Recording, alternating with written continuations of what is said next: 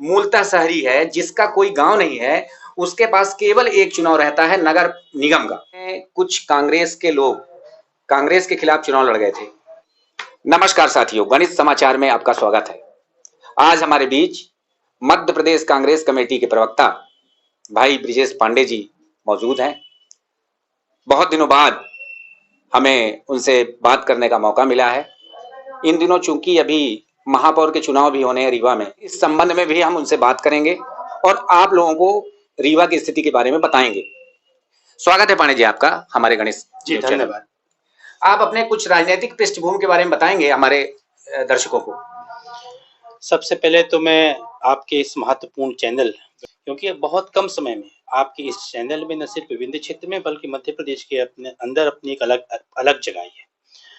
दूसरी महत्वपूर्ण बात, जहाँ तक मेरे पारिवारिक पृष्ठभूमि की है, तो मेरे ग्रैंडफादर, मेरे बाबा जी, वो एक देश के महास्वतंत्रता संग्राम सेनानी थे, जिन्हें देश की पूर्व प्रधानमंत्री श्रीमती इंदिरा गांधी जी ने ताम्रपत्र देकर सम्मानित किया था। वो नगर पालिक निगम के तब अध्यक्ष हुआ करते थे, जिसे वर्तमान में महापौर कहा जाता है। लगातार 3 बार यहाँ के अध्यक्ष रहे और वो कांग्रेस के, जिला कांग्रेस के, प्रदेश कांग्रेस के कई महत्वपूर्ण पदों में रहे। जिला अधिवक्ता संघ के भी वो यहाँ के 2 बार 3 बार अध्यक्ष चुने गए। कोऑपरेटिव बैंक, भूमि विकास बैंक, इसके भी अध्यक्ष रहे। मैं समझता हूँ कि मेरी जो राजनीतिक पृष्ठभूमि है वो पारिवारिक संस्कारों से पली बढ़ी और आगे बढ़ी है। मैंने भी इंजीनियरिंग किया, लॉ किया, जर्नलिज्म में एमजेएमसी किया, बीजेएमसी किया तो यूनिवर्सिटी में टॉप किया, और उसके बाद पॉलिटिकल साइंस में एमए किया, पीएचडी किया। इसके साथ साथ मुझे पार्टी ने, जब मैं कांग्रेस का सदस्य बना आज से 20-25 साल पहले, तो पार्टी ने मुझे बड़ी जिम्मेदारियां दी। एनएसयूआई से मैंने राजनीति में शुरुआत किया। एनएसयूआई का प्रदेश का सचिव बनने का अवसर प्राप्त हुआ। फिर युवा कांग्रेस में प्रदेश के महामंत्री बनने का अवसर प्राप्त हुआ और देश के सर्वोच्च नेताओं में एक माननीय श्री रणदीप सिंह सुरजेवाला जी के साथ, जो अखिल भारतीय कांग्रेस कमेटी के वर्तमान में राष्ट्रीय महासचिव हैं, मुख्य मीडिया प्रभारी हैं, कांग्रेस पार्टी प्रेसिडेंट श्रीमती सोनिया गांधी जी के राजनीतिक सलाहकार मंडल के सदस्य हैं, उनके साथ कार्य करने का युवा कांग्रेस में दायित्व मुझे मिला, ऑफिस बीरर के रूप में। और उसके बाद वर्तमान में जो है वो मैं मध्य प्रदेश कांग्रेस कमेटी का प्रवक्ता हूँ, मध्य प्रदेश कांग्रेस कमेटी का सचिव हूँ और रीवा से पीसीसी का इलेक्टेड मेंबर हूँ सामान्य सीट से। तो निश्चित रूप से बड़े संघर्षों के साथ मैंने राजनीति की शुरुआत किया और हम समझते हैं कि संघर्ष ही जीवन में मनुष्य को बहुत कुछ शिक्षा देता है और उसी से सबक लेकर के उसी की शिक्षा के बूते मनुष्य के अंदर न सिर्फ संस्कार पैदा होते हैं बल्कि मनुष्य के अंदर एक सृजनात्मकता, संकल्पबद्धता, निर्भयता, निर्भीकता जैसे गुण मौजूद होते हैं और ये अपने आप आने लगते हैं। पांडे जी, आप हमारे बीच में हैं। अभी हमने आपकी पारिवारिक पृष्ठभूमि और आपकी राजनीतिक, ये तो हमें पता है कि आपने युवा कांग्रेस में बहुत काम किया है। हमारा एक सवाल बन रहा था कि देखिए, जो गांव से जुड़े लोग हैं वो जिला पंचायत का चुनाव लड़ सकते हैं, वो सरपंची का चुनाव लड़ सकते हैं। जो शहरी, मूलतः शहरी है, जिसका कोई गांव नहीं है, उसके पास केवल एक चुनाव रहता है नगर निगम का। उसका भी अगर उससे हक ले लिया जाता है, तो इस पर आप अपने पार्टी के वरिष्ठ लोगों को क्या कभी कुछ संदेश देना चाहते हैं या देंगे? देखिए, आपने का ये महत्वपूर्ण चैनल रीवा जिले में उपयुक्त महापौर कौन, इस विषय को लेकर लगातार सर्च कर रहा है और महापौर के सशक्त दावेदारों के इंटरव्यू ले रहा है। इसके लिए मैं आपको धन्यवाद देता हूँ। मैं समझता हूँ 350 वर्ष पुराने रीवा के अंदर हम लोग न सिर्फ पुश्तैनी हैं बल्कि यहाँ की मिट्टी, यहाँ की खुशबू, यहाँ के संस्कार संस्कृत से रचे बसे हैं। जहाँ तक मेरी बात है, मेरी वास्तव में शहर के ही संस्कृत में और शहर की मिट्टी से ही मेरी पैदाइश है, तो यहीं से पला बढ़ा हूँ। तो यहाँ के तकरीबन सभी 45 वार्डों के बारे में बखूबी जानता हूँ, चूंकि जन्म स्थान ही रीवा है। कर्मभूमि कहीं भी हो सकती है। लोकतंत्र के अंदर चूंकि जो भी आदमी राजनीति में रहता है और वो जब जैसी स्थिति परिस्थिति बनती है, अब सामान्य वर्ग की सीट है तो मैंने भी टिकट मांगा है।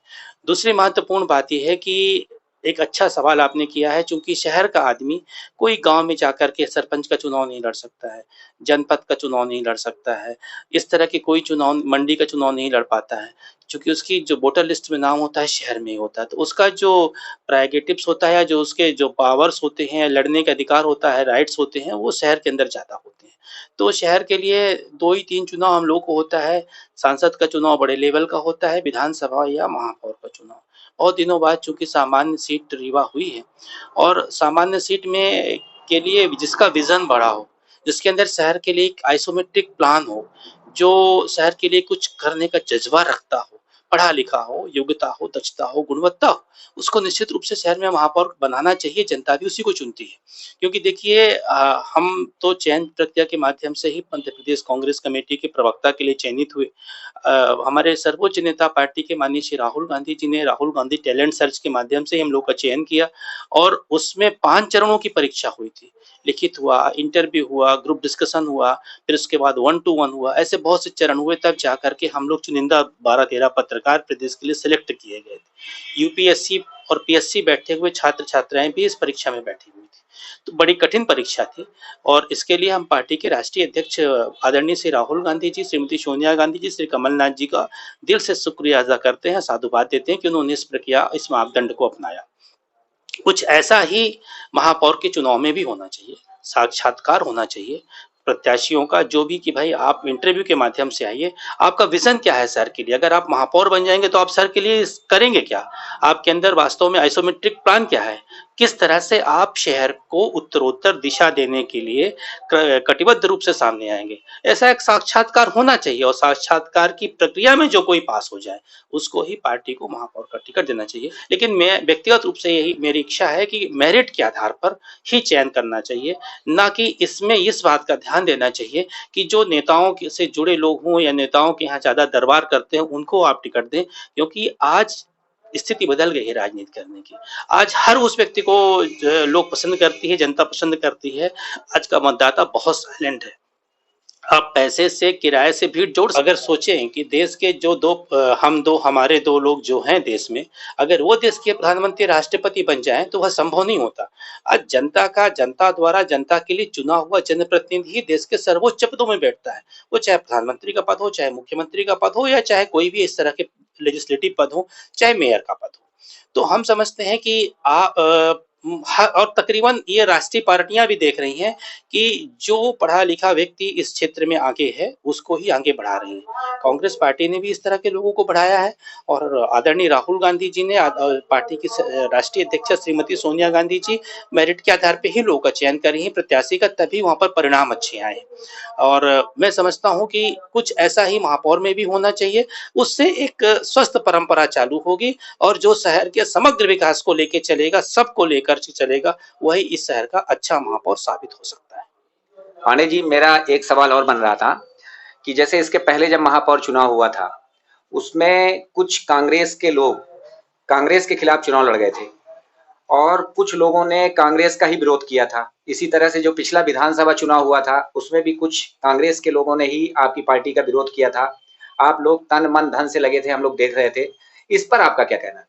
निश्चित रूप से इससे बचना चाहिए और हम समझते हैं किसी भी राष्ट्रीय पार्टी में बात हो, इस चीजों से बहुत हट के काम करना चाहिए। आप पार्टी के अगर कार्यकर्ता हैं तो पार्टी ही आपकी माँ है। आप माँ के साथ गद्दारी मत करिए। पूत जो होता है कपूत हो सकता है, लेकिन माता को माता नहीं होती। इस पार्टी ने ही आपको पहचान दी है और किसी भी व्यक्ति को ये अधिकार नहीं बनता कि अगर उसको टिकट नहीं मिलती तो पार्टी के साथ जाके गद्दारी करे। मैंने 2018 में टिकट मांगी थी विधानसभा की। मैंने इसके पहले भी विधानसभा की टिकट मांगी थी, 13 में, 14 में भी टिकट मांगी थी। तो और बकायदे में रेस में था और उसके बाद जो है पैनल में था, पहले दूसरे नंबर पे था, मुझे टिकट नहीं मिली। लेकिन मैंने कभी भी पार्टी के खिलाफ जाकर के कोई काम नहीं किया। जब राजेंद्र शर्मा जी को रीवा से विधानसभा की टिकट मिली तब भी मैं उनके साथ था। डॉक्टर मुजीब खान साहब को टिकट मिली तब भी मैं उनके साथ था। अभय मिश्रा जी को कांग्रेस की टिकट रीवा विधानसभा से मिली तब भी मैं उनके साथ था। और कोई भी नहीं कह सकता कि मैंने कभी किसी भी व्यक्ति के खिलाफ जाकर के कोई कार्य किया। मैंने उसके साथ कंधे से कंधे मिला के चला, क्योंकि यही विजन होना चाहिए। क्योंकि पार्टी है तब आप हैं, बिना पार्टी के आप कुछ नहीं है।